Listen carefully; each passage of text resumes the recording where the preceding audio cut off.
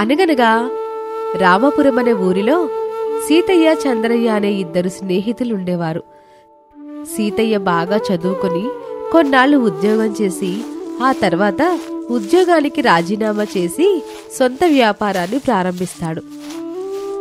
చంద్రయ్యకి చదువు పెద్దగా అవ్వలేదు. అందువలన అతనికున్న ఎకరం నేలలో వ్యవసాయం చేసుకుంటూ జీవనం సాగిస్తూ ఉండేవాడు. ఎన్ని పనులున్నా సాయంత్రానికి మాత్రం ఇద్దరి స్నేహితులు ఊరి మధ్యలో ఉన్న చెట్టు కింద కూర్చొని కాసేపు మాట్లాడుకుని వెళ్లేవారు. ఇలా కొన్ని రోజులు గడుస్తుంది. ఒకరోజు ఇద్దరు స్నేహితులు ఎప్పటిలాగే చెట్టు కింద కూర్చొని ఇలా మాట్లాడుకుంటూ ఉంటారు. అవును, విత్తనాలు కొనుగోలుకి పట్నం వెళ్ళాలన్నావుగా, వెళ్ళావా? వెళ్ళాను మిత్రమా, ఇంతకుముందే పట్నం నుండి వచ్చాను. అలాగా, సరేగాని ఇంకేంటి విశేషాలు? ఏముంటుంది మిత్రమా, ఈసారైనా పంటకి మంచి ధర పలికితే అదే 10,000. ఆ 10,000 గుర్తుకొచ్చింది. మా నూరి సుబ్బయ్య నా దగ్గర 10,000 తీసుకొని సంవత్సరం పైనే గడుస్తుంది. ఇంకా వడ్డీ కూడా చెల్లించలేదు. నేనెళ్ళి ఆ డబ్బు ఎప్పుడు తిరిగి చెల్లిస్తాడో కనుక్కొనొస్తాను అని సీతయ్య చెప్పి అక్కడి నుంచి వెళ్ళిపోతాడు. ఆ తర్వాత చంద్రయ్య కూడా తన ఇంటికి వెళ్ళిపోతాడు. మరో కొన్ని రోజులు గడుస్తుంది. తన పక్కింట్లోకి ఎవరో కొత్త వ్యక్తి వచ్చాడని చంద్రయ్య తెలుసుకుని పక్కింటికి వెళ్తాడు. ఎవరండి మీరు? నా పేరు చంద్రయ్య, పక్కింట్లోనే ఉంటాను. కొత్తగా ఈ ఊరికి వచ్చారని తెలిసి ఓసారి కలిసి వెళ్దామని వచ్చాను. ఇంతకీ మీ పేరేంటండి? నా పేరు వీరభద్రుడు, గ్రామాధికారి దగ్గర పనిలో చేరాను. ఆయన ఈ ఇంట్లో ఉండమని చెప్పారు. అలాగా, మంచిది. ఏమైనా సాయం కావాలంటే మోమాట పడకుండా అడుగయ్యా. తప్పకుండా అండి అని వీరభద్రుడు చెప్పగా చంద్రయ్య అక్కడి నుంచి వెళ్ళిపోతాడు. ఆ రోజు సాయంత్రం ఎప్పటిలాగాని సీతయ్య చంద్రయ్య ఇద్దరూ చెట్టు కింద చేరతారు. మనూరికి వీరభద్రుడని ఓ యువకుడు కొత్తగా వచ్చాడు. అలాగా, ఎంతకు ఏ పని మీదొచ్చాడు? అతను మన గ్రామాధికారి దగ్గర పనిచేయడానికి వచ్చాడంట. చూస్తుంటే బాగా చదువుకున్న పిల్లలా కనిపిస్తున్నాడు. అలాగా, అన్నట్లు చెప్పడం మర్చిపోయాను. ఈరోజు వ్యాపారంలో 5,000 రూపాయల లాభం వచ్చింది. నిజమా? చాలా సంతోషం మిత్రమా. నీ వ్యాపారం ఇట్టాగే 3 పువ్వులు 6 కాయలుగా ఎదగాలని మనస్ఫూర్తిగా కోరుకుంటున్నాను. ఇలా కాసేపు మాట్లాడుకుని ఆ తర్వాత ఎవరింటికి వారు వెళ్ళిపోతారు. ఇక మరుసటి రోజు ఉదయం సీతయ్య పరుగు పరుగున చంద్రయ్య దగ్గరికి వస్తాడు. ఏమైంది మిత్రమా? నా దగ్గర 10,000 అప్పుగా తీసుకున్న సుబ్బయ్య ఇన్నాళ్ళు నా నుండి దాక్కుని తిరిగాడు. నిన్న ఇల్లు ఖాళీ చేసి ఈ ఊరి నుంచి పారిపోయి పక్కూర్లో ఉన్న తన స్నేహితుడింట్లో తలదాచుకుంటున్నాడని తెలిసింది. నేను ఆలస్యం చేస్తే ఆ సుబ్బయ్య మరెక్కడికన్నా వెళ్ళిపోతాడు. వెంటనే వెళ్ళి ఆ సుబ్బయ్యని పట్టుకోవాలి. ఏమిటి, ఆ సుబ్బయ్య అంత పని చేశాడా? నేను కూడా నీతో పాటు రానా? అవసరం లేదులే మిత్రమా, ఆ సుబ్బయ్య సంగతి నేను చూసుకుంటాను. కాకపోతే నాకు చిన్న సాయం చేస్తావా? ఏమిటి మిత్రమా అది? మా అమ్మ పట్నంలో ఉన్న మా అన్నయ్య వాళ్ళ ఇంటికి వెళ్ళిందిగా. ఆవిడ ఈరోజు వస్తాను, వచ్చేసరికి రాత్రి వచ్చని 4 రోజుల క్రితం ఉత్తరం రాసింది. తీరా ఆవిడ వచ్చాక నేను ఇంట్లో లేకపోతే ఆవిడ కంగారు పడుద్ది. కనుక నువ్వు ఇవాళకి మా ఇంట్లో పడుకో. మా అమ్మ తలుపు తడితే చిన్న పని మీద పక్కూరికి వెళ్ళానని, రేపు మధ్యాహ్నంలోపు తిరిగి వచ్చేస్తానని ఆవిడికి చెప్పు. ఓ సంతేనా? అదంతా నేను చూసుకుంటాను. నువ్వెళ్ళిన పని పూర్తి చేసుకోనరా అని చంద్రయ్య చెప్పగా సీతయ్య తన ఇంటి తాళం చెవిని చంద్రయ్యకి అందజేసి వెళ్తాడు. ఆ రోజు సాయంత్రం చంద్రయ్య సీతయ్య ఇంటికి వెళ్తూ ఉంటే ఒక చెట్టు కొమ్మ విరిగి అతనిపై పడుతుంది. నొప్పితో విలవిలలాడుతూ చంద్రయ్య అక్కడే పడిపోతాడు. అది చూసిన వీరభద్రుడు అతన్ని పైకి లేపి వైద్యుని దగ్గరకు పిలుచుకుని వెళ్లి వైద్యుడు వైద్యం చేశాక తిరిగి తనని ఇంటికి పిలుచుకుని వస్తాడు. మందులు వేసుకొని మీరు విశ్రాంతి తీసుకోండి, నేను ఉదయం వస్తాను అని వీరభద్రుడు చెప్పగా చంద్రయ్యకు తన మిత్రుడు చెప్పిన మాటలు గుర్తొస్తుంది. వెంటనే వీరభద్రుడితో ఇలా అంటాడు. వీరభద్ర, నాకు చిన్న సహాయం చేస్తావా? ఏమిటో చెప్పండి, చేస్తాను. నా మిత్రుడు పనుండి పక్క గ్రామానికి వెళ్ళాడు. చాలా రోజుల తర్వాత నా స్నేహితుడి వాళ్ళమ్మ ఈరోజు ఇంటికి వస్తుంది. ఇంట్లో కుమారుడు లేకపోతే ఆవిడ కంగారు పడుతుంది. కాబట్టి నువ్వివాళ నా స్నేహితుడింట్లో పడుకొని ఆవిడొచ్చాక తన కొడుకు చిన్న పని మీద పక్కూరికి వెళ్ళాడు, రేపు మధ్యాహ్నంలోపు తిరిగి వచ్చేస్తాడని చెప్పు.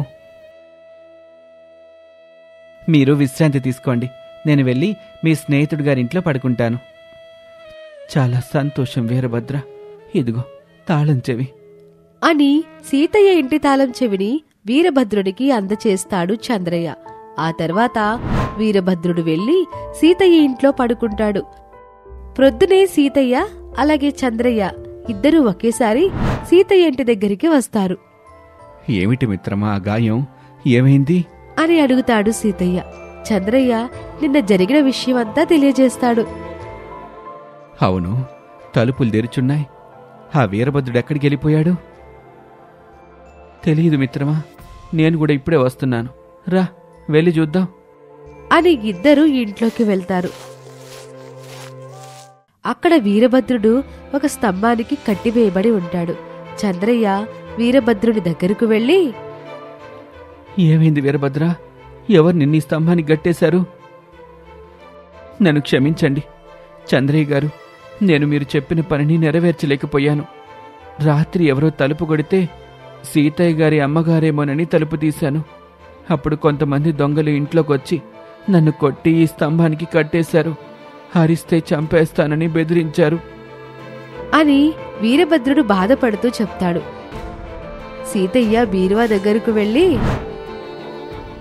నేను ఇన్నాళ్ళు వ్యాపారంలో సంపాదించిన డబ్బు దొంగలు దొంగిలించుకుపోయారు అని బాధపడుతూ ఉంటాడు.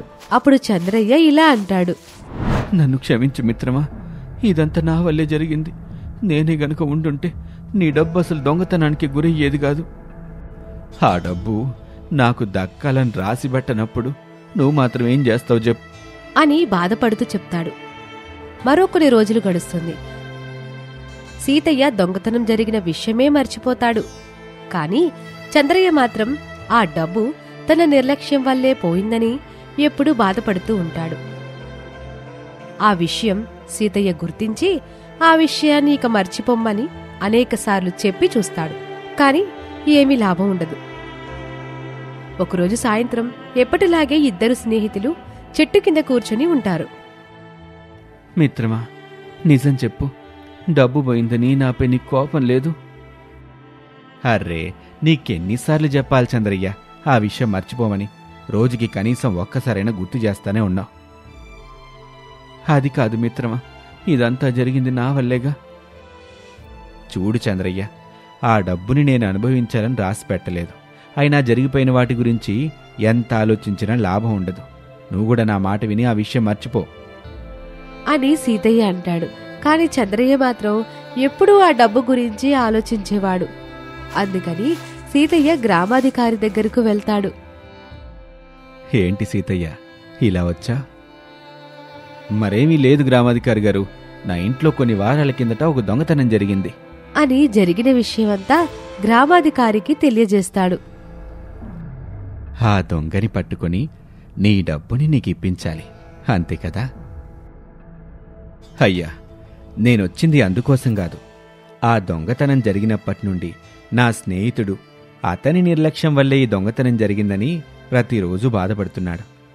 ఏం చేస్తే అతనికి ఆ బాధపోతుందో అని మిమ్మల్ని సలహా అడగడానికి వచ్చాను అని సీతయ్య అంటాడు. అప్పుడు ఆ గ్రామాధికారి ఇలా చెప్తాడు. నువ్వు నీ ఇంటి తాళం చెవిని నీ మిత్రుడికిచ్చావు. నీ మిత్రుడు ఆ తాళం చెవిని నా దగ్గర పనిచేసే వీరభద్రుడికిచ్చాడు.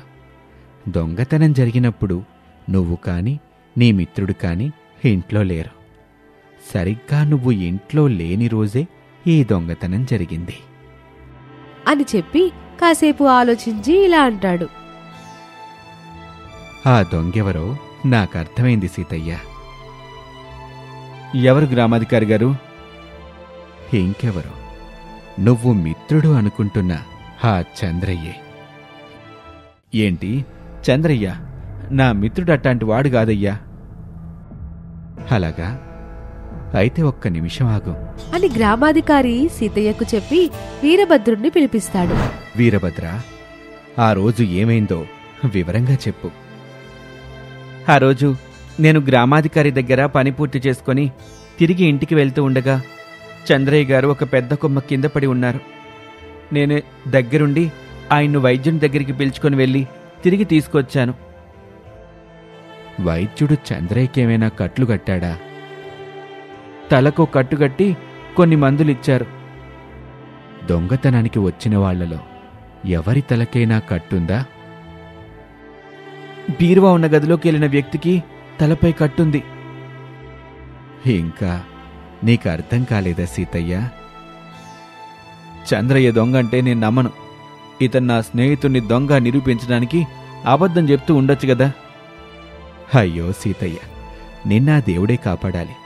దొంగతనం జరిగిన రోజే ఈ వీరభద్రుడు నాకు జరిగిన విషయం అంతా చెప్పాడు. నాకు ఆ రోజే చంద్రయ్యపై అనుమానం వేసింది. స్వయంగా నేనే వెళ్ళి చంద్రయ్యపై పడిన కొమ్మను చూశాను. అది గాలికో మరోదానికో విరిగిపడింది కాదు.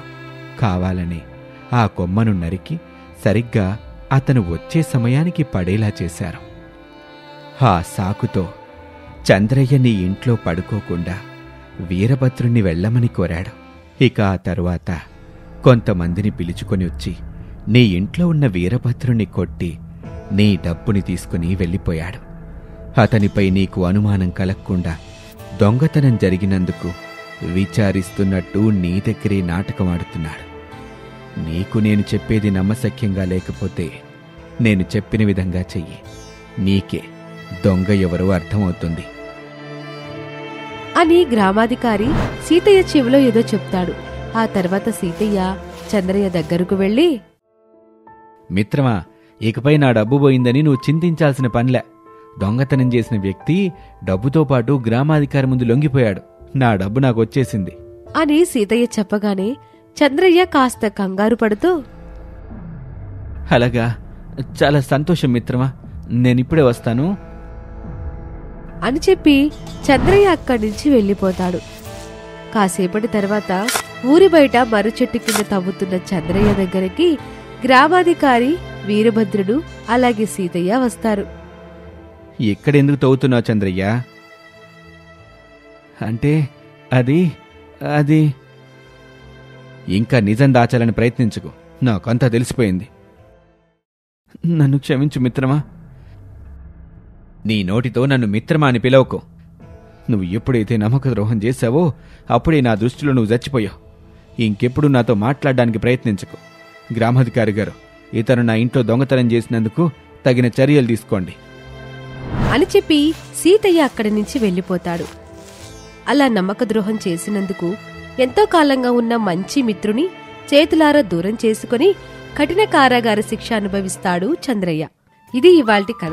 మరొక ఆసక్తికర కథతో మళ్ళీ కలుద్దాం.